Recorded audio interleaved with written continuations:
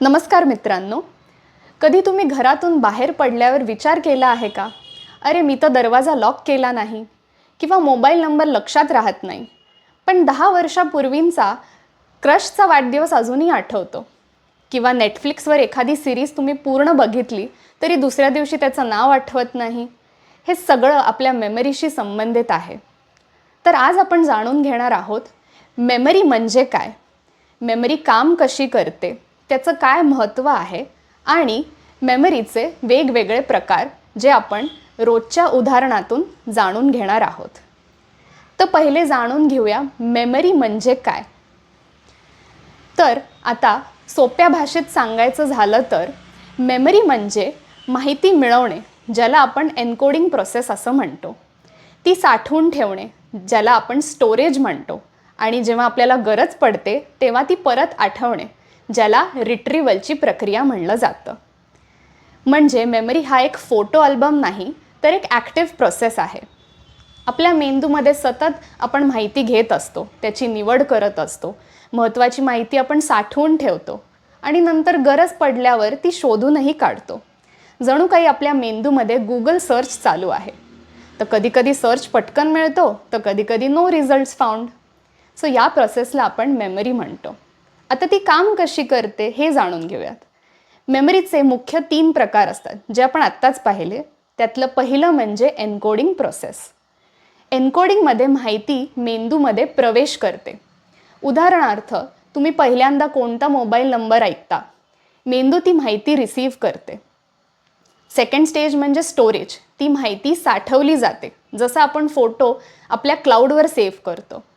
आणि तिसरी प्रोसेस म्हणजे रिट्रीवल. गरज पडल्यावर ती माहिती परत आठवणे.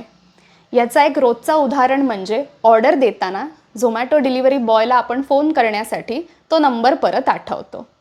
तर अशा पद्धतीने मेमरी काम करत असते. आता मेमरीचं काय महत्त्व आहे, ती का गरजेची आहे. जर मेमरी नसती तर तुम्ही कधी विचार केला आहे का, आपल्याला आपलं नाव कसं आठवलं असतं, आपण कुठे राहतो हे कसं समजलं असतं, किंवा आपले मित्र कोण आहेत त्यांना कसं ओळखलं असतं, नवीन नवीन आपण जे स्किल्स शिकतो ते शिकता आले असते का. थोडक्यात मेमरीमुळेच आपली ओळख, अनुभव आणि शिक्षण हे टिकून राहतं. त्यामुळे मेमरी ही खूप जास्त महत्त्वाची आहे. आता मेमरी जाणून घेतोय तर त्याचे टाईप्स पण जाणून घेऊयात. त्याच्यामध्ये मुख्य 3 प्रकारचे मेमरीचे टाईप्स असतात. त्यातला पहिला म्हणजे सेन्सरी मेमरी. आता ही मेमरी फक्त काही सेकंदांसाठी असते. आपल्या इंद्रियांमधून आलेली माहिती येथे थोड्या वेळासाठी साठते. उदाहरणार्थ, तुम्ही व्हॉट्सॲपवर एखादा स्टेटस बघता पटकन आणि पुढच्या स्टेटसवर गेलात की मागचा फोटो अजूनही काही सेकंद तुमच्या डोळ्यासमोर दिसतो. ही सेन्सरी मेमरी असते. किंवा तुम्हाला कोणी हाक मारली, तुम्ही काय असं म्हणलात तरी ते वाक्य मात्र तुमच्या लक्षात असतं, तेही काही सेकंदासाठी. ह्यालाच सेन्सरी मेमरी म्हणतात. ह्याच्यामध्ये 2 प्रकार आहेत. पहिलं म्हणजे आयकॉनिक मेमरी. आयकॉनिक मेमरी म्हणजे डोळ्यांनी पाहिलेली माहिती. ती काही सेकंदासाठी, जेणेकरून 0.25 किंवा 0.5 सेकंदासाठी आपल्या डोळ्यासमोर राहते. उदाहरणार्थ, जेव्हा तुम्ही रील बघता आणि दुसऱ्या रीलवर गेलात तरी आधीचं दृश्य तुमच्या डोळ्यासमोर चालू असतं. त्याला आयकॉनिक मेमरी म्हणतात. आणि ह्याचाच दुसरा पार्ट म्हणजे इकॉइक मेमरी. जेव्हा तुम्ही एखादा आवाज ऐकता तो 2 किंवा 4 सेकंद तुमच्या मनामध्ये घुमत असतो. कधीकधी तुम्हाला आई म्हणते की जा भाजी घेऊन ये, आणि भाजी घेताना सोबत कोथिंबीर पण घेऊन ये. तर सुरुवातीला जरी तुम्ही लक्ष दिलं नाही तरीसुद्धा ते वाक्य तुमच्या मनामध्ये घुमत राहतं. ह्यालाच म्हणतात इकॉइक मेमरी. आता सेन्सरी मेमरी आपण बघितली, तशीच दुसरं पार्ट म्हणजे शॉर्ट टर्म मेमरी. ही मेमरी काही सेकंद ते 1 मिनिट आपल्या मनामध्ये टिकते. उदाहरणार्थ, तुम्ही एखादा OTP वाचता आणि तो ॲपमध्ये टाकता. आता OTP टाकला आणि तुमचं काम झालं की तो नंबर तुम्ही विसरून जाता. तर ह्यालाच शॉर्ट टर्म मेमरी असं म्हणतात, जेव्हा एखादी गोष्ट काही सेकंदासाठी तुमच्या मनामध्ये, तुमच्या मेंदूमध्ये राहते. आता शॉर्ट टर्म मेमरीचा अजून एक प्रकार म्हणजे वर्किंग मेमरी. म्हणजे माहिती आपण फक्त घेत नाही किंवा ती ठेवत नाही, तर त्यावर आपण कामही करतो. उदाहरणार्थ, आई जेव्हा सांगते बाजारातून दूध आण, ब्रेड आण, टोमॅटो आण, एखादी यादी तुम्हाला देते. आता चालता चालता तुम्ही ती यादी मनामध्ये आठवत असता. ह्यालाच वर्किंग मेमरी असं म्हणतात. किंवा एखादं तुम्हाला गणिताचं सम दिलं तर ते तुम्ही कॅल्क्युलेटर न वापरताही करून दाखवता. तर ह्यालाच म्हणतात आपल्या मेमरीवर काम करणे. आता तिसरा भाग म्हणजे लॉंग टर्म मेमरी. ज्या आठवणी दिवस, महिने किंवा वर्षानुवर्ष आपल्या मनामध्ये राहतात. उदाहरणार्थ ग्रॅज्युएशनचा डे, पहिली नोकरी, तुमचा लग्नाचा दिवस, या सगळ्या मेमरी लॉंग टर्म मेमरीमध्ये असतात. आता लॉंग टर्म मेमरीचे सुद्धा आपण 2 प्रकार पाहणार आहोत. पहिला म्हणजे एक्सप्लिसिट किंवा डेक्लरेटिव्ह मेमरी, ज्या आठवणी आपण जाणीवपूर्वक आठवतो. त्याच्यामध्येही 2 प्रकार आहेत. पहिलं म्हणजे एपिसोडिक मेमरी.